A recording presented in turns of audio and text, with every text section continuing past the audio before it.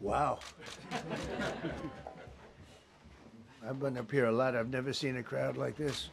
I think we need a ballroom, and that's happening. It's going to be a beautiful ballroom. This is really a lot of people, most I've ever seen in this room. And we're here for a very serious purpose, very serious purpose. Something's out of control, but we're going to put it in control very quickly like we did on the southern border. I'm announcing a historic action to rescue our nation's capital from crime, bloodshed, bedlam, and squalor, and worse. This is Liberation Day in D.C., and we're going to take our capital back. We're taking it back. Under the authorities vested in me as the President of the United States, I'm officially invoking Section 740 of the District of Columbia Home Rule Act. You know what that is? And placing the D.C. Metropolitan Police Department under direct federal control, and you'll be meeting the people that will be directly involved with that. Very good people, but they're tough, and they know what's happening, and they've done it before. In addition, I'm deploying the National Guard to help reestablish law, order, and public safety in Washington, D.C., and they're going to be allowed to do their job properly. And you people are victims of it, too. You know, you're reporters, and I understand a lot of you tend to be on the liberal side, but you don't want to get mugged and raped and shot and killed. And you all know people and friends of yours that happened. And so you can be anything you want, but you want to have safety in the streets. You want to be able to leave your apartment or your house where you live and feel safe and go into a store to buy a newspaper or buy something. And you don't have that now. The murder rate in Washington today is higher than that of Bogota, Colombia, Mexico City, some of the places that you hear about as being the worst places on earth, much higher. This is much higher. The number of car thefts has doubled over the past 5 years, and the number of carjackings has more than tripled. Murders in 2023 reached the highest rate probably ever. They say 25 years, but they don't know what that means because it just goes back 25 years. Can't be worse. Our capital city has been overtaken by violent gangs and bloodthirsty criminals, roving mobs of wild youth, drugged out maniacs and homeless people. And we're not going to let it happen anymore. We're not going to take it. Just like we did on our southern border. Nobody comes through our southern border anymore. 3 months in a row, we had zero. I don't know if that's right, but the people that do the work, it's a very liberal group of people, actually, and they actually said zero for the last 3 months. Nobody thought a thing like that was possible. And, you know, when you take a look at numbers, I just saw some charts. These are different cities throughout the world. Red is, okay, the red is a place called Washington, D.C. Look at these. Baghdad we doubled up on Baghdad. Panama City, Brasilia, San Jose, Costa Rica, Bogota, Colombia, heavy drugs. Mexico City, I mentioned, Lima, Peru, all double and triple what they are. So do you want to live in places like that? I don't think so. I don't think so. And I think the people in this room, if you wrote correctly, you'd see, look at the kind of numbers we have. D.C., 41 per 100,000, number one that we can find anywhere in the world. Other cities are pretty bad, but they're not as bad as that. Is that where you want to live? The reporters of the world? Juvenile offenders and crimes against persons, as they say. It's getting worse. Not getting better, it's getting worse. And we had a recent indication. There was a story about a man who was just left. He quit because he was asked to do phony numbers on crime. And we're going to look into that. I think Pam is going to be looking into that. But he was asked by the city, I guess, that we don't want to show the real numbers. Let me do numbers so it looks like it's going down. Not going down. And under Biden, it was a disaster.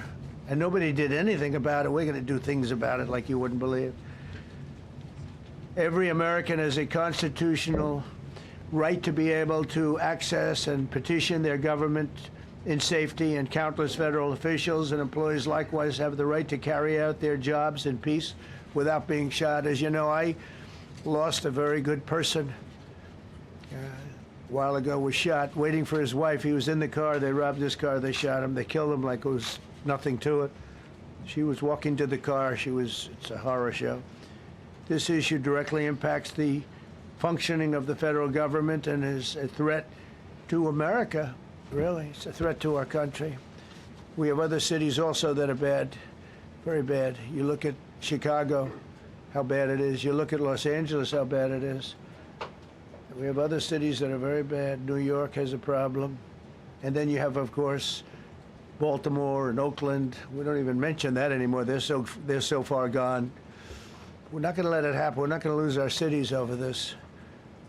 And this will go further. We're starting very strongly with D.C., and we're going to clean it up real quick, very quickly, as they say. Days ago, a former member of the DOJ staff was savagely beaten by a band of roving thugs after defending a young woman from an attempted carjacking.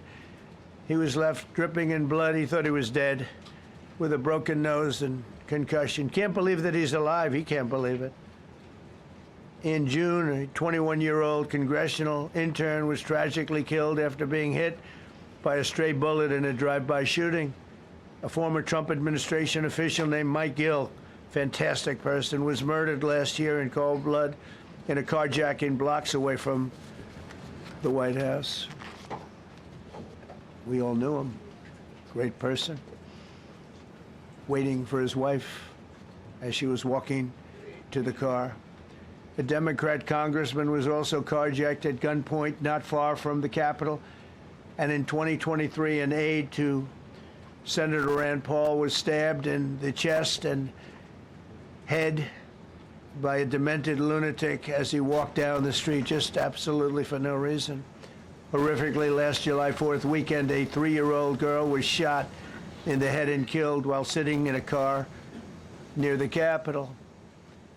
It's becoming a situation of complete and total lawlessness. And we're getting rid of the slums, too. We have slums here. We're getting rid of them. I know it's not politically correct. You'll say, oh, so terrible. No, we're getting rid of the slums where they live.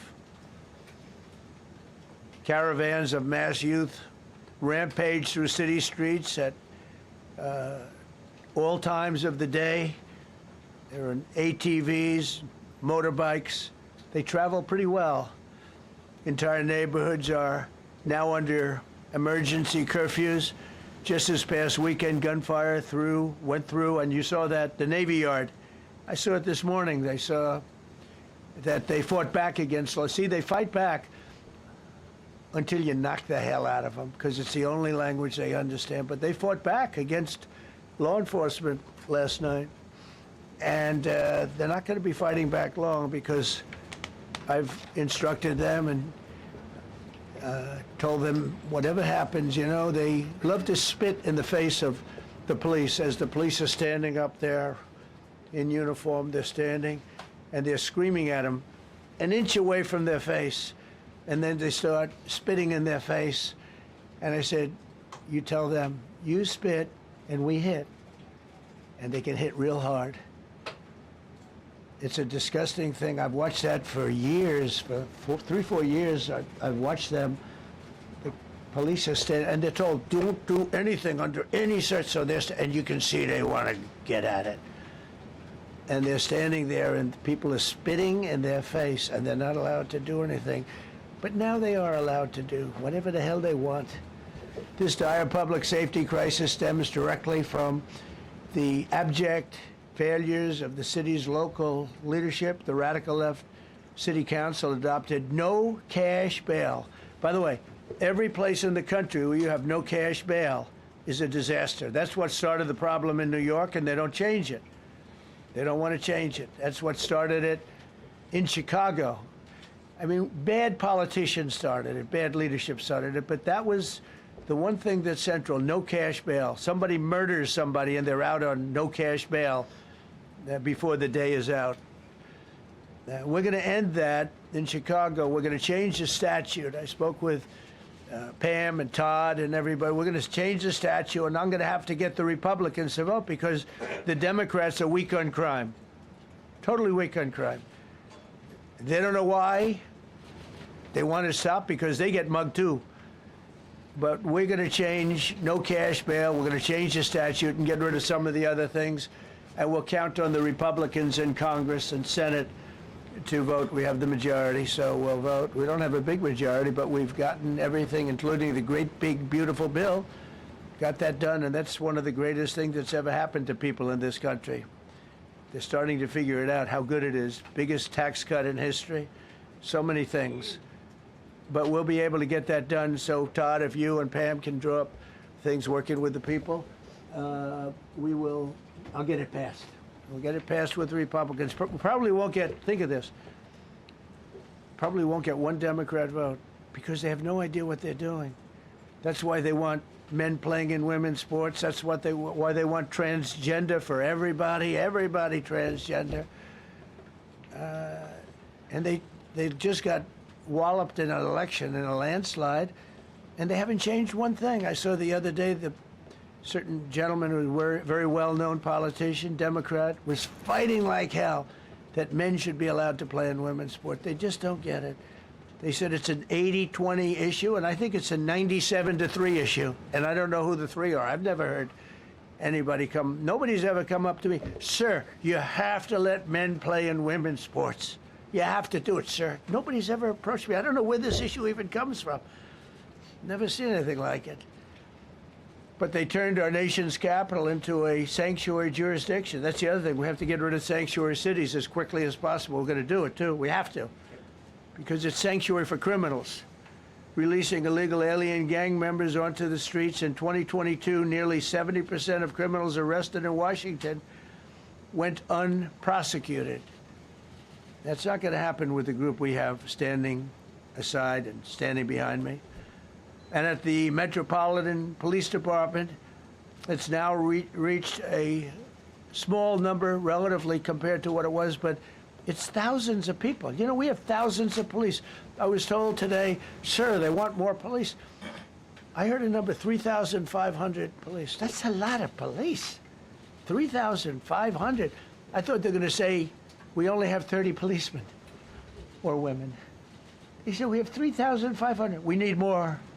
You don't need more. That's so many. I never heard. That's like an army. How could you need more than 3,000? It just happened 2 minutes ago. Sir, they've requested more police. Oh, what do they have? About 3,500. I said, 3,500? This is not a big area. It's ridiculous. What you need is rules and regulations, and you need the right people to implement them. And we have the right people here, that I can tell you. Look at the border. Biden said there's nothing you can do. Kamala was the border czar. She never called one of the Border Patrol agents who are great. ICE is great. Never spoke to anybody. Never went there. But she was the border czar. And everybody said it was impossible to fix. I fixed it in 3 months. No, really.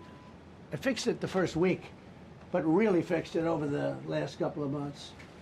And I mean, literally to a point where, as I said, 0 illegals entering our country in the last 90 days. Pretty amazing. It's time for dramatic action. We're going to do the same thing over here. It's going to be a very safe city very soon. We're not looking to just take years, because a lot of people die in years. And we've got incredible people in this country, except we have to allow them to do their job. And that we will deliver like nobody's ever delivered before. I actually think it's easy. You know, if you're competent, it's easy. If you're incompetent, it's impossible.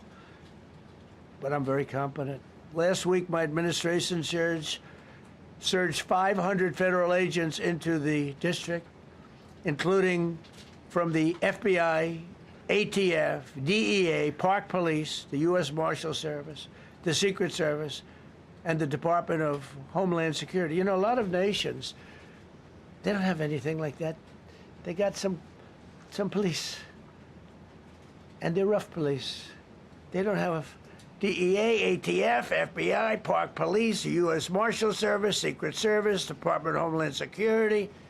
They got some police, but they're rough police, and they do their job. They don't have crime. We're not going to have crime either. They made dozens of arrests, and that's what starts to happen. Again, cashless bail. Watch what we do with that. Today, we're formally declaring a public safety emergency. This is an emergency. This is a tragic emergency. And it's embarrassing for me to be up here. You know, I'm going to see Putin. I'm going to Russia on Friday. I don't like being up here talking about how unsafe and how dirty and disgusting this once beautiful capital was, with graffiti all over the walls. It's another part of it, by the way, because we're talking about safety, but we're also talking about beautification. We have the most beautiful, potentially, capital in the world. We always had. But people come from Iowa, they come from Indiana, they come and then they get mugged. Not going to happen. Keep coming, because by the time you get your trip set, it's going to be safe again, and it's going to be clean very quickly. We're going to replace the medians that are falling down all over the roads. We're going to replace the potholes. We're going to put a nice new coat of asphalt over the top. No, we don't have to rip the road out and spend 7 years building a new road because they cut everything. Because some designers said, well, we need a 1/4 of an inch more turn for safety reasons. No, we're going to do it right. We're going to get it done quickly. So today we're declaring public safety emergency in the District of Columbia, and Attorney General Pam Bondi, who's fantastic, is taking command of the Metropolitan Police Department as of this moment. And I'll be making the appropriate notifications to Congress and to the mayor, our new DEA administrator, who's one of the top in the country. He better be Terry. If you're not, I'm going to get rid of you so fast. Terry Cole. Terry, thanks. Very good. We just got him, most highly recommended person. And you'll be designated as the interim federal commissioner of the Metropolitan Police Department, okay? And you run them tough. They're good. You have a lot of good people. You have people that shouldn't be there. You also have people that shouldn't be there. They got in there because of woke. But you have a lot of great police, and those people are the ones that want to help you. This city will no longer be a sanctuary for illegal alien criminals. We will have full, seamless, integrated cooperation at all levels of law enforcement, and we'll deploy officers across the district with an overwhelming presence. You'll have more police, and you'll be so happy because you'll be safe. When you walk down the street, you're going to see police, or you're going to see FBI agents. We're going to have a lot of agents on the streets. You're going to have a lot of essentially military, and we will bring in the military if it's needed. By the way, we're going to have National Guard, but Pete Hegseth will tell you about it. We will bring in the military if needed. People say, "Oh, that's so terrible. He's going to bring in." It's been used many times over the years. I don't think we'll need it. I think we've got so many great people, including the people that are in the police department with proper leadership. They'll immediately begin massive enforcement operations targeting known gangs, drug dealers, and criminal networks to get them the hell off the street, maybe get them out of the country, because a lot of them came into our country illegally. They shouldn't have been allowed in. They come from Venezuela. They come from all over the world. We're going to get them the hell out. They won't be here long. But some of these people, a lot of them, are homegrown criminals. And these are bad people. These are rough people. And this is just a list of some of the people that were given to me today that were criminals removed from the D.C. streets this weekend. They were rough and tough. But we're rougher and tougher. Look at these people here. Nothing, you know. They're not going to be your local school teacher. Look at this guy. He has killed people numerous times. They're not going to be an asset. They will never be an asset to society. I don't care. I know we all want to say, oh, they're going to be rehabbed. It's not going to be rehabbed. I'm going to ask Doug Burgum to come up and say a couple of words because he's in charge, as you know. He's Interior, but he's in charge of the U.S. Park Police. And I've heard so many great things about the Park Police. They're proud of it. They've been there for a long time. Their families oftentimes grow into the roles. They love the country. They love this area. So, Doug, could you say a few words, please? Thank you, Mr. President. On behalf of the U.S. Park Police, this is the oldest federal police force in the nation. They were formed in 1791 by none other than President George Washington. They've got the awesome responsibility of protecting our nation's most sacred monuments. The National Mall, Washington Monument, Jefferson Memorial, Lincoln Memorial, Statue of Liberty, and out west, the Presidio and the Golden Gate area. These folks have tens of millions of visitors a year, the kind of people that President Trump's talking about that come from around the country and around the world to see our sacred and learn about our history and our sacred monuments. They've been doing a fantastic job, but they are so pleased, the rank and file, that President Trump is now allowing them to enforce the law. As those of you that live in the city may know, that the circles and the triangle parks that are spread throughout D.C. are actually federal park property. So the U.S. Park Police also have responsibility for that. These became littered with homeless camps under the Biden administration. All of you saw that.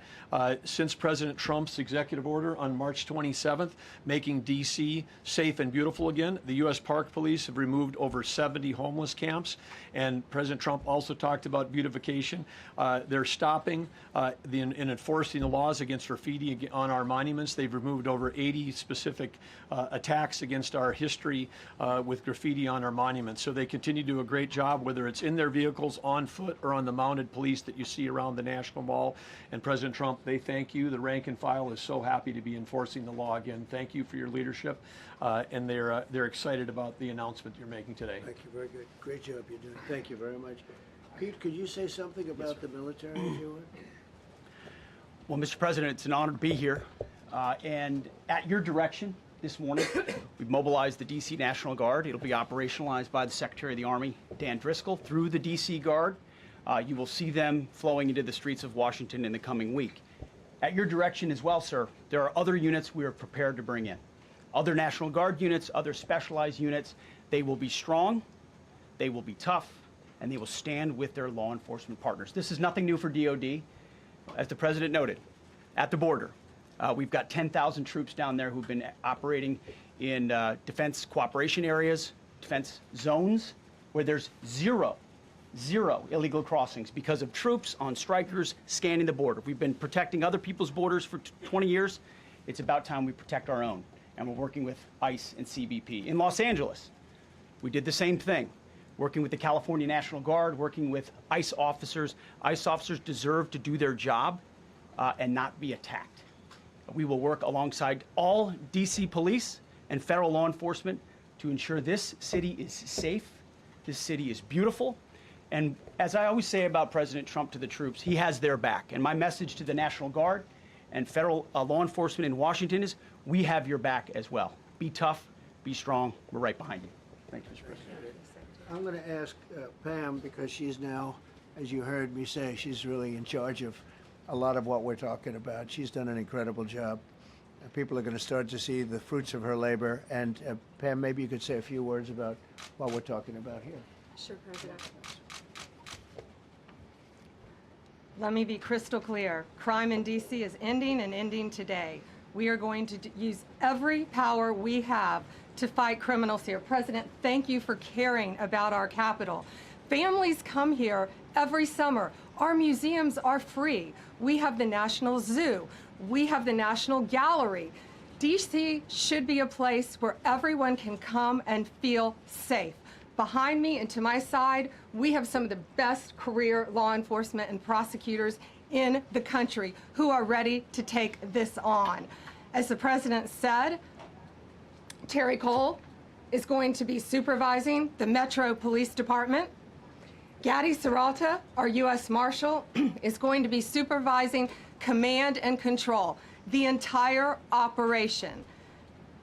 Our Deputy Attorney General, Todd Blanche, and I will be working with them closely, along with our great FBI Director, Kash Patel. Kash is going to talk to you in a minute about what we did in Virginia recently with Governor Youngkin. Many of you covered that, and it was tremendously successful.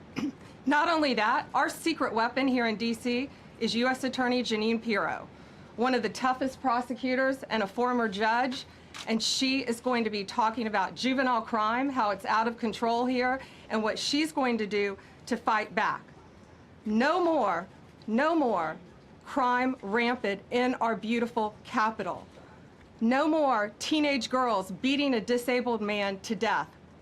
No more of that. No more drive-bys. We're going to do everything we can. And working with the ATF Director Driscoll and Commander of the Army, we're going to all work together. That's what we all do in this room. We work together, we fight. Do not underestimate one person in this room. We're going to make DC beautiful. We're going to make DC safe again. One other thing, just at the wharf a few days ago, the area of the wharf, Terry Cole reached out to me, not even nightfall, on the weekend, where so many families in tourists go. A guy's overdosing from fentanyl on a park bench. In the middle of families around, they administer Narcan and saved his life. No more of that. The President of the United States is going to clean up DC, and we're going to be there to help him, and we're going to be successful. Thank you. Thank you, Pam. Cash, talk about Northern Virginia. If you Northern Virginia, we had a big success. Thank you, Mr. President. Thank you, Attorney General Bondi, for your leadership, Deputy Attorney General, and the rest of our interagency partners. Mr. President, the following is what happens when you let good cops be cops, and I just want to highlight that before I get into Northern Virginia. This year alone, under President Trump's administration, we've had over 4,000 child victims identified and found. That's a 33% increase from the same time period last year. 33% increase. We've had a seizure of 1,500 kilograms of fentanyl up to this date. That is a 25% increase since the same time period last year. And just to put it in perspective, 1,500 kilograms of fentanyl is enough to kill 115 million Americans. 115 million Americans. Cops are getting after it. The FBI has arrested 19,000 people this year alone. Thanks to President Trump's administrations, that's double than where we were this time last year. And we have also arrested 1,600 people who have committed violent acts against children. 270 of them are human traffickers of children. Mr. President, this is what happens when you have great leadership at the Attorney General with Pam Bondi, your administration's priority of protecting the homeland and protecting American citizens and protecting our children, and the murder rates are plummeting. We are now able to report that the murder rate is on track to be the lowest in U.S. history, in modern recorded U.S. history, thanks to this team behind me and President Trump's priorities. And how do we do it? And what are we going to bring to D.C.? What we did in Northern Virginia, thanks to Terry Cole and Governor Youngkin and the team, we stood up a task force out in my Northern Virginia field office, and we said, let's let good cops be cops, let's get them the intelligence and what they need, and let's get the red tape out of their way, and let's get DOJ partnered up with us to bring great prosecutions, and that's exactly what we did. In 1 month, we arrested 545 violent felons. 545 in the state of Virginia, thanks to Governor Youngkin's partnership. And that simplicity in law enforcement is what's coming to Washington, D.C. When you let good cops be cops, when you give them the intel they need, when you work with our Homeland Security Task Force, when you work with Terry and Gaddy and I go way back to Miami, these guys are great leaders of the respective departments and law enforcement capacities. And when you have the DOJ and President Trump driving behind this mission, we are going to clean up Washington, D.C., and we're going to do it the right way, the lawful way, and we're going to make sure Washington, D.C. is safe again. Thank you, Mr. President. Thank you, Attorney General. Thank you very much. Good job. Thank you, Cash. So the process begins right now. It actually started over the weekend, and we confronted a lot of very bad people. But it's going to be something that will be pretty amazing to you as you watch it. And I think most of you say it's a beautiful thing to do it right. We're going to be removing homeless encampments from all over our parks, our beautiful, beautiful parks, which now a lot of people can't walk on. They're very dirty, we've got a lot of problems. But we've already started that. We're moving the encampments away, trying to take care of people. Some of those people, we don't know how they even got there. Some of those people are from different countries, different parts of the world. Nobody knows who they are. They have no idea, but they're there. We're getting rid of the people from underpasses and public spaces from all over the city. There are many places that they can go, and we're going to help them as much as you can help. But they'll not be allowed to turn our capital into a wasteland for the world to see. The Metropolitan Police Department and the federal authorities will be supported in the effort, a really big effort, the 800 D.C. National Guardsmen that we'll put on, and much more if necessary, much more. You remember I said, I offered 10,000 once. Remember I said to a certain person, a person who I thought always was highly overrated, not very competent, but I said, if you need them, we'll give you 10,000 of the military or the National Guard. They turned me down. But if necessary, we're going to move service members directly to joining the Guardsmen, and that'll take place very rapidly, and that'll be done in conjunction with Pam and with Pete and everybody else.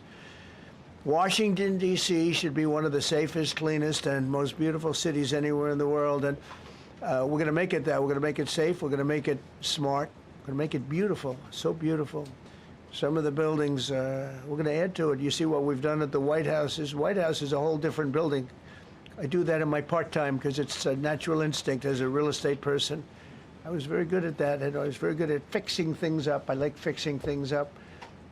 You see what's happening. The marble floors are being reinstalled, renovated, fixed. The whole place is becoming very beautiful. We're going to be adding a magnificent ballroom, most beautiful ballroom, I think, anywhere. We need it. I would have certainly loved to have had it today. I think we would have filled it up. A lot of you are standing outside, can't get in this room. I have never seen the room like this, which tells me that you want to talk about, I mean, this was a D.C. news conference. It tells me that you want to talk about crime in D.C. and beautification of D.C., but I'm going to put that's easy. And I think, frankly, fixing the crime with the pros, fixing the crime is easy, too. A person who I've known for a long time, and she's been incredible. She was a fantastic, one of the best ever district attorneys in New York. She was in Westchester, and she became a judge, very successful judge. And then she went into showbiz because she was such a good DA and such a good judge, tough judge, but fair, always fair. Nobody ever complained about that, but she was tough. And because of that and her reputation, she went into showbiz. So a lot of people don't, they think of Janine as showbiz. Actually, showbiz was not her thing. And she did great. She was on, along with a couple of other of my friends, on the #1 show. And she did great, but this is what she loves doing. This is really her baby. What she's going to do is going to be incredible. And I'd like to speak for just a few seconds on what she has in mind, what she wants to do. We're going to be appointing some judges. We have some open spots, and we're going to take people, because the judges are letting killers out. They just say, go, that's okay, don't worry about it. So we're putting some, Pam recommended, Todd recommended, some judges that are great. Janine recommended. Janine's given me 3 great candidates already. We have about 10 open spots, and we could probably create some more. We need them. Janine, would you say a few words, please? Thank you very much, Mr. President, and thank you, Madam Attorney General, and to all my partners here. We all want the same thing. We all want a safe city. We want a safe capital. We want to be able to bring our families here. We want to be able to come and enjoy the history that makes this place great. And unfortunately, we are not in that position right now. And Mr. President, I want to thank you for taking the step that we need right now to make criminals understand that they are not going to get away with it anymore. And I'm not going to stand here and go over and over the cases. But what I can tell you is this. I see too much violent crime being committed by young punks who think that they can get together in gangs and crews and beat the hell out of you or anyone else. They don't care where they are. They can be in DuPont Circle, but they know that we can't touch them. Why? Because the laws are weak. I can't touch you if you're 14, 15, 16, 17 years old and you have a gun. I convict someone of shooting another person with an illegal gun on a public bus in the chest, intent to kill. I convict him. And you know what the judge gives him? Probation. Says you should go to college. We need to go after the D.C. Council and their absurd laws. We need to get rid of this concept of, no cash bail.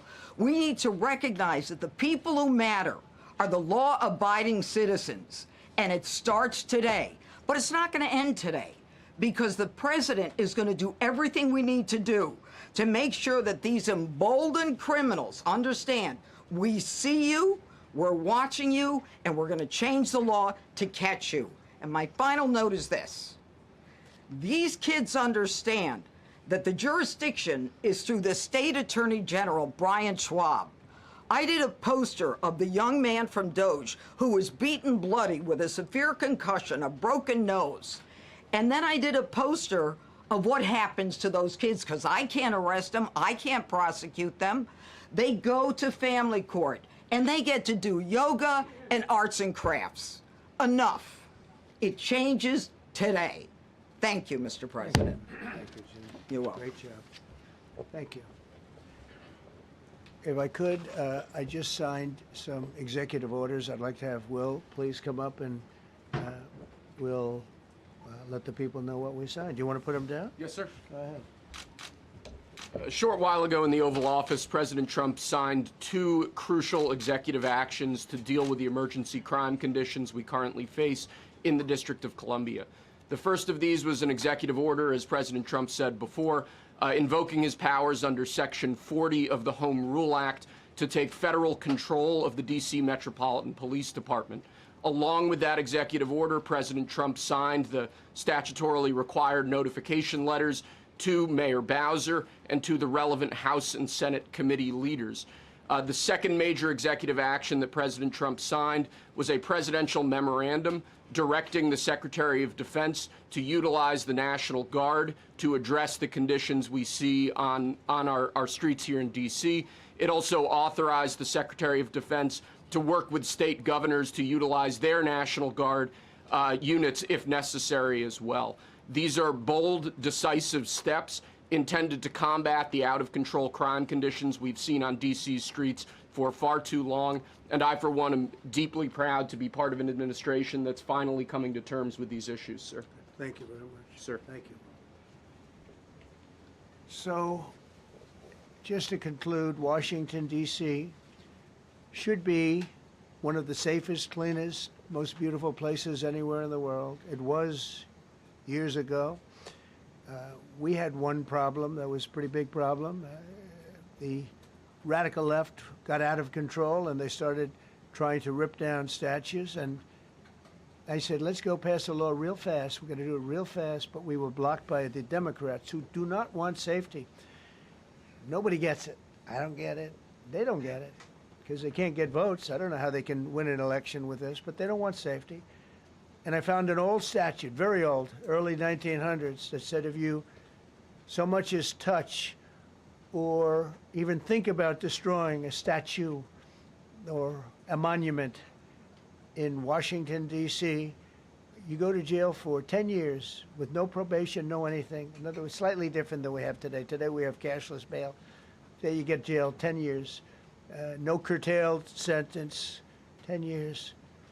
And we took it out. Nobody used it. It was never used because, you know, it's harsh. And you remember they started to rip down the statue of Abraham Lincoln. I said, that's a tough one to rip down. He was pretty good, Pam. I think he was pretty good. When the ropes started going around Abraham Lincoln to pull him down, Andrew Jackson, others, and they were heading to the Jefferson Memorial, Thomas Jefferson. They're going to do a big number there. I said, it's time. And I signed that statute immediately. We had it updated. We made it use the same language, all passed by Congress. And I announced it's 10 years in jail, no probation, no anything, 10 years, no curtail sentence if you touch, so much as touch a statue in Washington, D.C. And it was an amazing sight, beautiful sight. Everybody just left.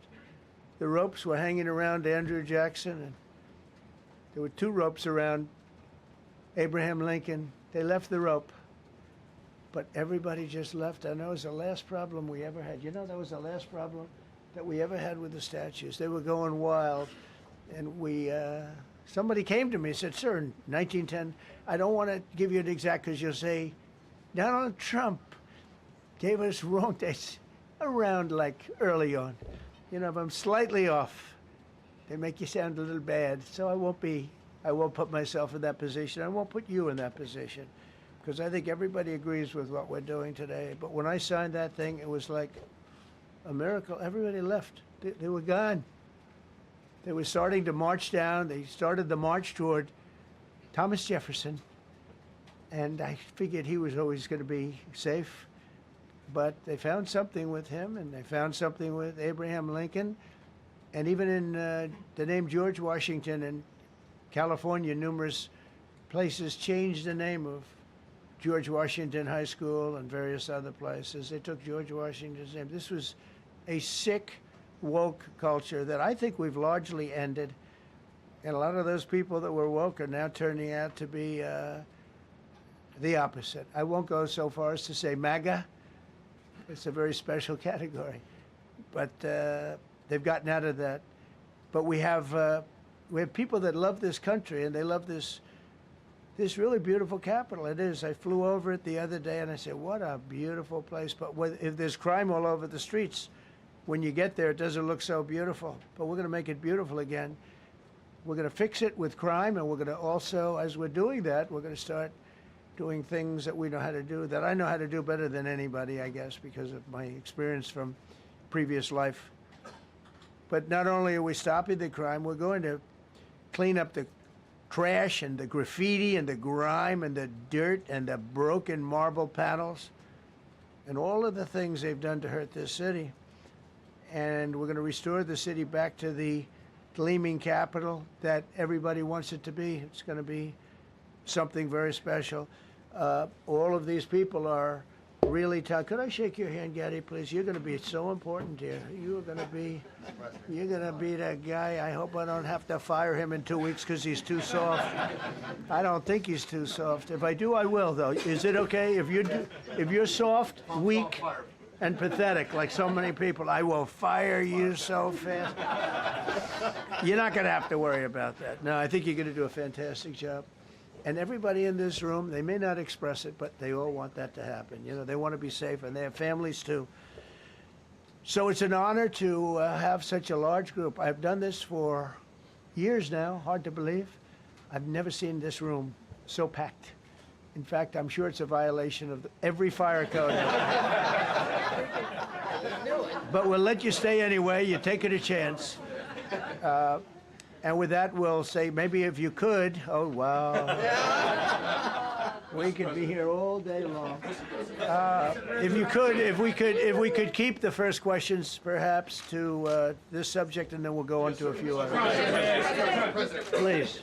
Mr. President, thank you so much. Can you talk about how personal of an issue this is? We talked about flying over the Washington Monument and seeing the pride of what D.C. is, and do you believe that the status of the city, the cleanliness, the way that crime is low, is a direct reflection on how the country is run? Yeah, I do. I think the Capitol, look, everyone comes here. They're all coming. All the leaders, they're all wanting to come. And I say it, I've said it again, but I'm really just quoting other leaders from NATO, from the Middle East, King of Saudi Arabia, Qatar, UAE. I was over there. We brought back $5.1 trillion of investment into our country. But I was, a month and a half ago, I was at NATO. We had a great thing. They agreed to put up 5% instead of 2%. 2% they didn't pay, 5%'s already paid. We had a great meeting, and they all said the same thing. They said our country was dead. They thought our country was gone. 1 year ago, they said your country was dead. And now you have the hottest country anywhere in the world. We do. We have the hottest country in the world right now. The tariffs have helped. It's given us not only the money, it's billions, trillions of dollars of money, but it gives us great power over enemies. We solved 5 wars with Pakistan and India. We just solved one. Azerbaijan and, as you know, and Armenia. A war was raging for 37 years. And the 2 leaders got up and they said, we never thought this would be solved. Russia tried to solve it. They all tried to solve it. It was a very tough situation, but we got it done and got it done. And I said to the 2 men, I said, are you guys friends? And they had a hard time. You know, they've been killing each other for 37 years, right? One was there 5 years, one was there for 22 years. He said, my whole life I've been fighting this war. and you got it solved. But we did many of those. We did in the Congo and Rwanda. That's been going on for 30 years. 8 to 9 million people killed that they know of, but it was raging, and we got that solved. We got a lot of them done. It's a great honor. But you want to have, when they come, the leaders come to our country to sign documents that the war is over or whatever, or for other reasons. They come for trade. And you want them to come through so beautifully. You ride down those roads, everything should be perfect. You shouldn't have medians falling down into the roadway. Median, you know, the metal things that are always, somebody had a great lobbyist, because I've never seen them look good. I've been looking at those things with the little, right? They're always broken and bad, but here they're really bad. And we're going to either put new or fix it, and it's not expensive. It's not really expensive. And we're going to fix our roads a little bit. We're going to clean up our sidewalks. You have countries where every Saturday the people go out and they wash their sidewalks in front of their stores or their houses. They scrub their sidewalks. So we aren't quite at that level yet, I don't think, Gaddy. We're not quite there yet, but maybe we will. They go out and they scrub. I think it's so beautiful to hear that and to see those stories. But we're going to make it clean. But just to finish with your question, it's a very, very strong reflection of our country. And when they see a bad city, you know, my father always used to tell me, I had a wonderful father, very smart, and he used to say, son, when you walk into a restaurant and you see a dirty front door, don't go in, because if the front door is dirty, the kitchen's dirty also. Same thing with the Capitol. If our Capitol's dirty, our whole country is dirty, and they don't respect us. So it's a very good question, actually. Mr. President, sorry. Question for you on the specific issue. Do you expect more cities to follow DC's path if this goes through? So the idea is that Chicago, LA, San Francisco, would they expect similar action to what we've seen in DC? And the other question, sir, there's reporting that the administration is going to reclassify marijuana. Would that send mixed messages that if marijuana is okay, some drugs are okay, but we're trying to clean up crime? How do they go hand in hand? We're only looking at that. That's early, but you know, somebody reported it, which is fine. We're looking at it. Some people like it, some people hate it. Some people hate the whole concept of marijuana, because if it does bad for the children, it does bad for people that are older than children. But we're looking at reclassification, and we'll make a determination over the next, I would say, over the next few weeks. And that determination hopefully will be the right one. It's a very complicated subject, the subject of marijuana. I've heard great things having to do with medical, and I've had bad things having to do with just about everything else. But medical and, for pain and various things, I've heard some pretty good things. But for other things, I've heard some pretty bad things. The other part of your question, I mean, we're just going to see what happens with it all. We're going to have a tremendous success in what we're doing. Other cities are hopefully watching this. They're all watching, just like everyone's watching here. They're all watching, and maybe they'll clean up, and maybe they'll do this and get rid of the cashless bail thing and all of the things that caused the problem. I mean, if you go back, this whole thing with cashless bail is a disaster. So many problems came that we never had before. So they're watching us today, and if they don't learn their lesson, if they haven't studied us properly, because we're going to be very successful. I have zero doubt about that. It's going to be. It's a question of will it be really fast, like the border. You know, everyone said, they used to say, Biden used to say, I need legislation. I didn't get any legislation. I called up our people, and we did a great job. Tom Homan was great. As you know, our secretary did a great job. They did a great job. There's no games. They didn't play games. And we're going to have the same thing here. But then I'm going to look at New York in a little while. Let's do this. Let's do this together. Let's see. It's going to go pretty quickly. And if we need to, we're going to do the same thing in Chicago, which is a disaster. We have a mayor there who's totally incompetent. He's an incompetent man. And we have an incompetent governor there. Pritzker's an incompetent. His family threw him out of the business, and he ran for governor. And now I understand he wants to be president. but I noticed he lost a little weight, so maybe he has a chance. You know, you never know what happens. But Pritzker's a gross incompetent guy, thrown out of the family business. But when I look at Chicago and I look at L.A., if we didn't go to L.A. 3 months ago, L.A. would be burning like the part that didn't burn. If he would have allowed the water to come down, which I told him about in my first term, I said, you're going to have problems, let it come down. We actually sent in our military to have the water come down into L.A. They still didn't want it to come down after the fires. But that was it, we have it coming down. But hopefully L.A. is watching. That mayor also, the city's burning. They lost like 25,000 homes. I went there the day after the fire. You were there, and I saw people standing in front of a burned down home. It was, their homes were incinerated. They weren't like, even the steel was literally, it was all warped and literally disintegrated because of the winds and the flame and the whole thing, like a blowtorch. They were standing on this beautiful day, maybe a couple of days after. We gave it a little time because what they had suffered. Almost 25,000 homes. And you see what's happening now. They didn't give their permits. I went to a town hall meeting. I said, we're going to get you the federal permits, which are much harder. Almost immediately. Lee Zeldin is a star. He did an incredible job. They have all their federal permits. They don't have their city permits. And the mayor said to me, we think we could have them in 2 years. I was walking down the street, and I met with firemen and police. And I was saying hello to many people that were standing in front of their homes with yellow tape. You can't go in. You can't go onto the lot. And those people wanted to start rebuilding their homes then and there. And the mayor said, we should be able to get them the permits within 2 years. I said, that's a shame. 2 years? Are you kidding? I'm going to get them the federal permit like almost immediately, 2 years. And she roared back, well, maybe 1 year. The place was booing her out of the place.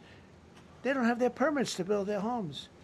And now they're talking about putting, this is among the most beautiful areas was in the country. Now they're talking about putting low-income housing there.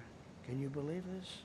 I love low-income housing. I made money with low-income housing. I built low-income housing. I know more about low-income housing and luxury housing. I know about everything real estate. They want to replace some of those homes with low-income housing. They haven't gotten their permits yet. We've gotten all the federal permits, which are much tougher to get, and it was done almost immediately through Lee Zeldin and Federal Environmental. And I watched the other day, those people are angry. And now, you know, they had tremendous, they loved that area. They loved the whole big area, different places, but they loved it. It was all luxury stuff and beautiful stuff, and some wasn't that luxury, but the level of love for that neighborhood, their neighborhoods, was incredible. And you know what? I watch people on television, they want to go, they want to leave. They've lost their spirit, they've lost their heart, because the mayor's incompetent. And Gavin Newsom is incompetent. He's got a good line of bullshit, but that's about it. He's incompetent. And you have Los Angeles is, you know, it's amazing. You know, I called, the first thing I did, I got the Olympics to go there. I was the one that got it. And by a rare thing that happened, I'll be the president. I was very upset because I got the Olympics there, and I said I won't be president when it comes. But bad things happened, and illegal things happened, really illegal things happened. Now it turns out one good thing was I'm going to be the president for the Olympics for 2050, for 250, which is going to be fantastic, and also for the World Cup. So we have a lot of good things, and I hope 250 is going to be the 250th anniversary is going to be the best. But when I looked at those people, and I saw last night on television that they still don't have their permits, it's a disgrace what's happened in Los Angeles. Yeah, thank you. The China tariff deadline is tonight. Do you plan to extend that? We'll see what happens. China's been, we've been dealing very nicely with China, as you probably have heard. They have tremendous tariffs that they're paying to the United States of America. And we'll see what happens. They've been dealing quite nicely. The relationship is very good with President Xi and myself. President, you mentioned your upcoming meeting with President Putin. Can Yeah. you tell us what you hope to get out of that and whether you consider inviting President Zelensky to join? So you have to understand, this is a war that should have never happened. This is a war that wouldn't have happened if I were president. It would have never happened. It was the apple of his eye. I got along very well with President Putin. But if you look, under President Bush, they took a lot of territory. Under President Obama, they took a lot of territory. Under Biden, they essentially took the whole thing. You know, it's just a question of time. Under Trump, you know what they took? Nothing, nothing. I was the one that said, you can't build your pipeline. That was half built. I came in, I stopped the pipeline. It's called Nord Stream 2. Nobody knows that, you know. Nobody ever heard of Nord Stream 2. You might have not even heard it. Biggest pipeline in the world. I stopped it. I was not a friend of Russia, but I got along well with Putin. It's always good to get along with other countries if possible, but that doesn't mean you roll over like Biden did. Biden came in and he immediately approved the pipeline. I couldn't believe it. Then they say Trump wasn't tough on Russia. I wasn't tough. I was the toughest. Putin said, if you're not tough, I would hate like hell to see you. I stopped the biggest economic development job, the biggest job that Russia had ever built. I stopped it. It was dead. And this low IQ president came in and he let them build a pipeline and supply oil and gas all over Europe, you know. So this is really a feel-out meeting a little bit. And President Putin invited me to get involved. He wants to get involved. I believe he wants to get it over with. Now, I've said that a few times, and I've been disappointed because I'd have like a great call with him, and then missiles would be lobbed into Kiev or some other place, and you'd have 60 people laying on a road dying. I said, that's cold, that's cold. But it's a violent war. 5,000 to 7,000 people a week are dying. And you know, there's nobody from here. They're all Russian and Ukrainian people, and some people from the cities, much smaller number, but still, those missiles do damage and they kill a lot of people, but mostly soldiers. And they're young soldiers, although in the case of Ukraine, they're getting much older. They're drafting 60-year-olds now. It's a terrible thing to witness, and I think I have an obligation. Look, this is Joe Biden's war. This is not my war. I made a deal with NATO a month ago. You covered it very accurately, actually. We don't pay anything anymore. You know, we're not paying anything. They are buying things from us, and NATO is paying us. I got it raised from 2% of GDP to 5%. And they're paying us for everything that we send. We're not paying. But Biden approved $350 billion. Europe has spent $100 billion. The money that's been spent and the death is incredible. It's the worst thing that's happened, by far the worst that's happened since World War II. So I'm going in to speak to Vladimir Putin. And I'm going to be telling him, you got to end this war. You got to end it. And he wasn't going to mess with me. This war would have never happened. You know, we had a discussion about it one time, and we never had that discussion again. Would have never happened. And when the election was rigged, and then Biden took office, which was barely took office, the auto pen took office, bad things started happening. Bad things, stupid things were said. And it ended up in a war. And you know, and I don't believe this will happen anymore because I have that pretty well covered. This could end up in a third world war. This could have been a third world war. I don't think that's going to happen now. But I thought it was very respectful that the president of Russia is coming to our country as opposed to us going to his country or even a third-party place. But I think we'll have constructive conversations. Then after that meeting, immediately, maybe as I'm flying out, maybe as I'm leaving the room, I'll be calling the European leaders who I get along with very well. And, you know, I have a great relationship, I think, with all of them. And I get along with Zelensky, but, you know, I disagree with what he's done. Very, very severely disagree. This is a war that should have never happened, wouldn't have happened. But I'll be speaking to Zelensky. The next meeting will be with Zelensky and Putin, or Zelensky and Putin and me. I'll be there if they need. But I want to have a meeting set up between the two leaders. I was a little bothered by the fact that Zelensky was saying, well, I have to get constitutional approval. I mean, he's got approval to go into war and kill everybody, but he needs approval to do a land swap because there'll be some land swapping going on. I know that through Russia and through conversations with everybody to the good, for the good of Ukraine. Good stuff, not bad stuff. Also, some bad stuff for both. So there's good and there's bad. But it's very complex because you have lines that are very uneven, and there'll be some swapping, there'll be some changes in land, and the word that they will use is, they make changes. We're going to change the lines, the battle lines. Russia's occupied a big portion of Ukraine. They've occupied some very prime territory. We're going to try and get some of that territory back for Ukraine. But they've taken some very prime territory. They've taken largely ocean, in real estate we call it oceanfront property. That's always the most valuable property. If you're in a lake, a river, or an ocean, it's always the best property. Well, Ukraine, a lot of people don't know that Ukraine was largely 1,000 miles of ocean. That's gone. Other than one small area, Odessa, it's a small area. There's just a little bit of water left. So I'm going to go and see the parameters. Now, I may leave and say, good luck, and that'll be the end. I may say this is not going to be settled. I mean, there are those that believe that Putin wanted all of Ukraine. I happen to be one of them, by the way. I think if it weren't for me, he would not be even talking to anybody else right now. But I'm going to meet with him. We're going to see what the parameters are. I'm then going to call up President Zelensky and the European leaders right after the meeting, yeah. And I'm going to tell them what kind of a deal. I'm not going to make a deal. It's not up to me to make a deal.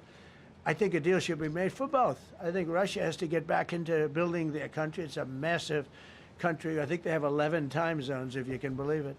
It's a massive, it's by far, from the standpoint of land, it's by far the largest. They have tremendous potential in Russia to do well. They're not doing well. Their economy is not doing well right now because it's been very well disturbed by this. It doesn't help when the President of the United States tells their largest or second largest oil buyer that we're putting a 50% tariff on you if you buy oil from Russia. That was a big blow. And then they say, gee, he wasn't so tough. Nobody else would have done that.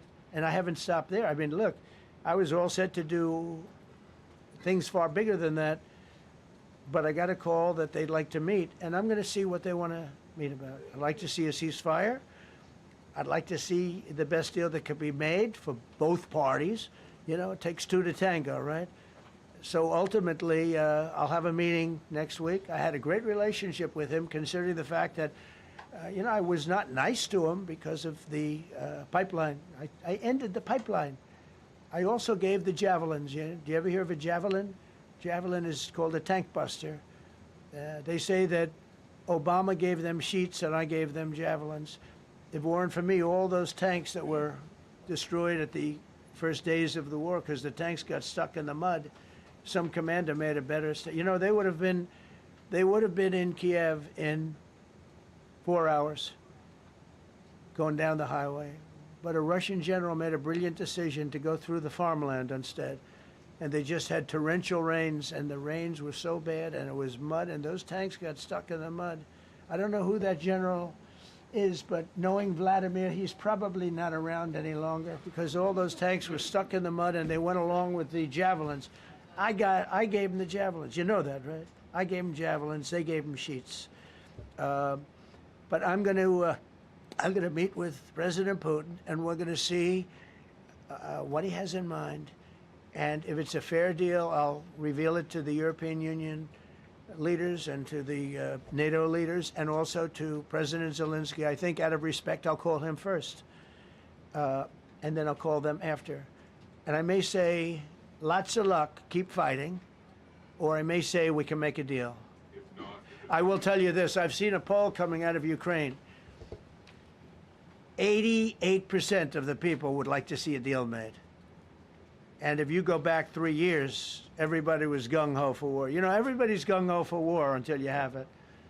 It's an amazing thing. I had it with a couple of countries where I couldn't get a deal done with one particular country. And I just couldn't. The guy's great. He's a friend of mine. Great. Good leader. Tough as hell. I couldn't get the deal done. And then he went into war for a short period of time. You know where I'm talking about. First term.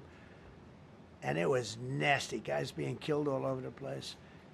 And he went through 1 week of war, and I was able to get the deal done. He said, this is nasty. Yes, please. Yeah, just to follow up on what you were saying there.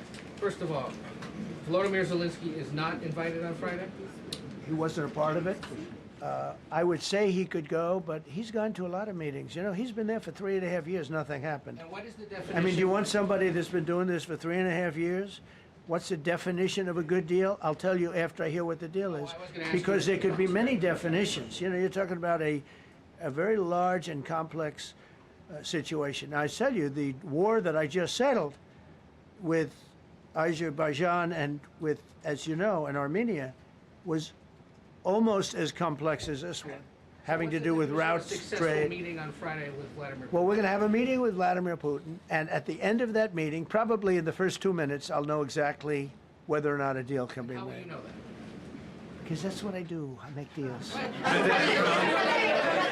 Mr. Yeah, President. please, go ahead. Yeah, thank you, Mr. President. I'm going to ask you two questions, one about China, one about Russia, if I could. On China, your administration agreed to send the most advanced or advanced NVIDIA and AMD chips. No, to obsolete. No. obsolete chip.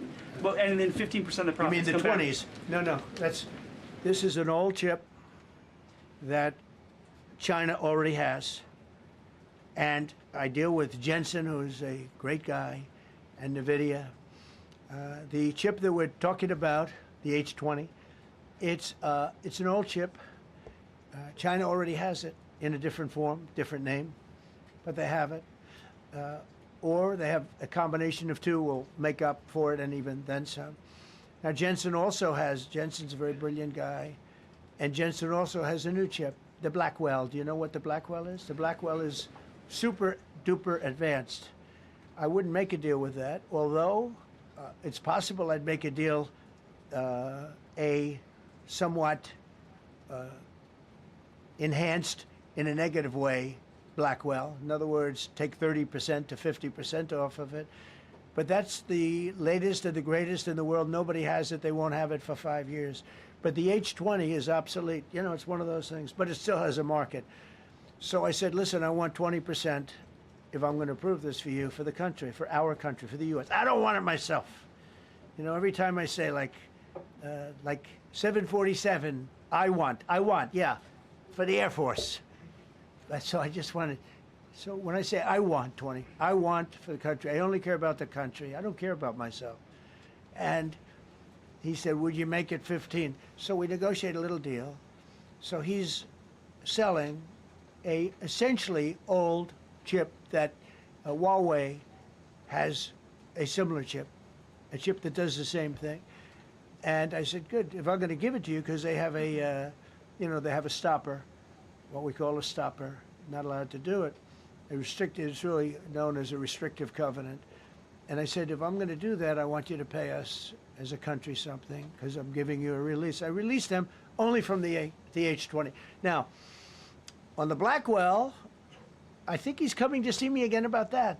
But that will be a unenhanced version of the big one. Like, I don't know if you know it, we will sometimes sell fighter jets to a country, and we'll give them 20% less than we have. Do you know what I mean, right?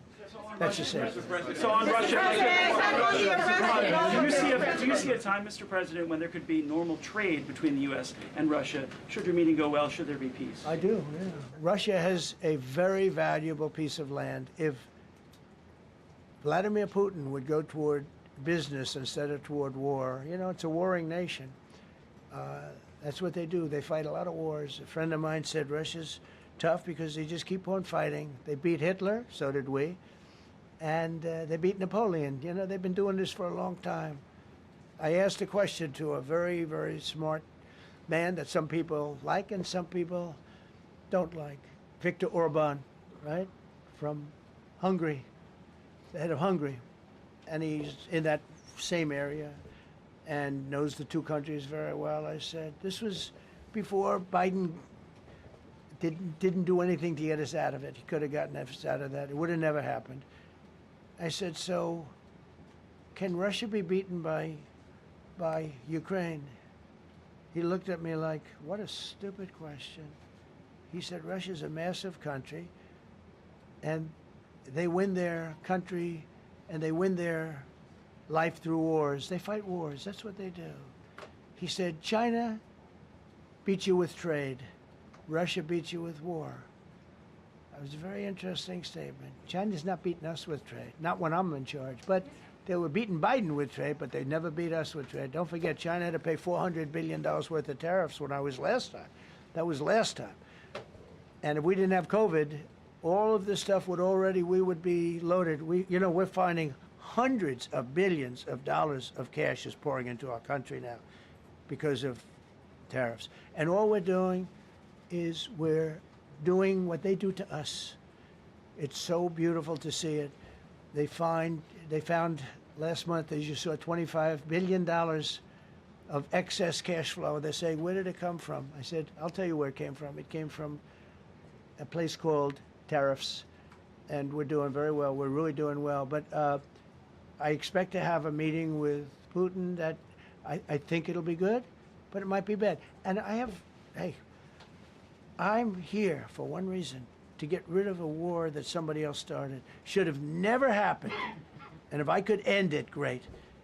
Complex war, a lot of bad blood, But Zelensky's been there for 3.5 years. So if you put him in a room, now I will say this, ultimately I'm going to put the two of them in a room. I'll be there or I won't be there. And I think it'll get solved. Yeah, please be happy. Thank you, Mr. President. Excuse me, I'm going to suggest, because do you have any other questions on DC? Because I don't want them to be. Wait. These are incredible people. I don't want them to be standing up here on subjects. Does anybody have a question of them? And then you guys can leave. Okay, a question, Brian, go ahead. Thank you, Mr. President. All right. And by the way, this is only on DC, and then they're going to leave because it's unfair to have them stand up here all day long. I agree. Brian. I've got two questions for you. First, about DC. This is personal for me as well. Last year, I was robbed on the streets by one of these teenage thugs. Had a gun, got away with it. Let's talk about the effort that between law enforcement, prosecutors, and judges, because it's a recycling belt. Like, these kids go, they don't fear the police. They know it. If you talk about how we've got to get these judges and put these kids behind bars, right. Adult crimes deserve adult penalties. And my second question, I'll after you answer that, please. You want me to answer? Or whoever wants to take it. Okay, it's real. Do you want me to answer it? Here's the problem. Assuming that they're 17 years, older than 17 years old, I can get the case. If they're under 18 years of age, I can only get the case if it's murder, rob one, rape, even if they shoot a gun but don't kill you, I can't get it. So the law has to be changed. As the president said, cashless bail. That has to be changed. All right, then, even assuming I get the case, I get jurisdiction, I get a conviction, the DC Council has given the judges the ability to give probation on shootings. And so then it's up to them. All of these things, the Youth Rehabilitation Incarceration Reduction Act, and now they want to seal records. So if we work hard, we get a conviction, they want to wipe it out. So that needs all to be changed. Okay, Mr. Question. Pam, would you answer that also? Yeah, and just back to that topic, let's be clear though, we're going to charge them and we're going to track every single thing they do throughout every step of the court process and report back to you and let all of you know what's happening to them, because the people who are prosecuting them, the judges who are trying them, they also need to be held accountable. Mr. President, you also made a comment. You made a comment in your office. This is the most people we've ever seen in this briefing. I've never seen ever, right? I've never seen any. Where's Caroline? Where's my superstar? Caroline. Is Caroline in the back? Where's Caroline? Come here, Caroline. Come here, Caroline. Come here. Is she doing a good job, by the way? Come here, Caroline. Is this the largest crowd that you've ever seen? This is definitely the most packed briefing, and I think all of you would agree. I think it's why we need to build a ballroom. Mr. President, I have a better idea. All right, Brian, go ahead. My question is this. You're building the big, beautiful ballroom. Yeah. Could we build a big, beautiful briefing room, updated technology, more seats? I don't want to do that. I don't want you to be comfortable. So no, I don't want to make life comfortable. So look, look. Let's just do this. Let's do this. It's going to be a big thing. We're going to Russia. That's going to be a big deal. What happens, happens. I'll let you know what happens. You'll be the first to know. I'll be calling the European leaders. I'm going with totally. I mean, we have a lot of talks. They're great people. They're great leaders, actually, and they want to get back. Honestly, as one of them said, I've OD'd on trying to settle Ukraine. They've OD'd, meaning they've overdosed on the settlement of Ukraine. Not a nice expression, but boy, is it accurate. They're tired of it. They want to get back to spending money on their countries. You know, Biden gave them $350 billion. Europe gave $100 billion. It should be much more than that. Shouldn't have been that kind of, they should have had equalization, but they didn't. But you know what? Still a lot of money. They want to get back to building their own countries. They really want it resolved. My relationship with the European leaders, as you saw, is extremely good. It's perfect. It's beautiful. Wait. And we're going to try. I'll be in touch with them. I have 5 of them call me. You think it's easy? There are a lot of European leaders, but they rely on me. Very much rely on me. If it wasn't for me, this thing would never get solved until the last person breathing is dead. Would you talk to them before? Mr. President. Yeah, I did. I'm talking to them right now. So I'm talking to the European leaders. I'll be talking to President Zelensky. I'm going to get everybody's ideas. I go into that thing fully loaded right up there, and we're going to see what happens. Now, I think one of 2 things is going to happen. It's going to be a good meeting, and we'll go a step further. We'll get it done. I'd like to see a ceasefire very, very quickly. Very quick. I'd like to see it immediately, but I'd like to see it very quickly. And we're going to be dealing with the European leaders, and we're going to be dealing with President Zelensky, and hopefully we're going to have a great success. As far as this, what we did today, and I think you were here for D.C. more so than even Russia, because Russia will be, you know, we have a couple of days to go. But the Russia is going to be very interesting. But to me, what is very exciting, and we're going to take back our capital. We're going to make it beautiful again, but we're going to make it, more importantly, safe again. It's going to be so safe. It's going to be a model. And then we'll look at other cities also. But other cities are studying what we're doing. And you have some capable people in other cities. They can do it too. But we have a great group of professionals. We're going to have a safe, beautiful capital, and it's going to happen very quickly. Thank you all. Thank you all very much.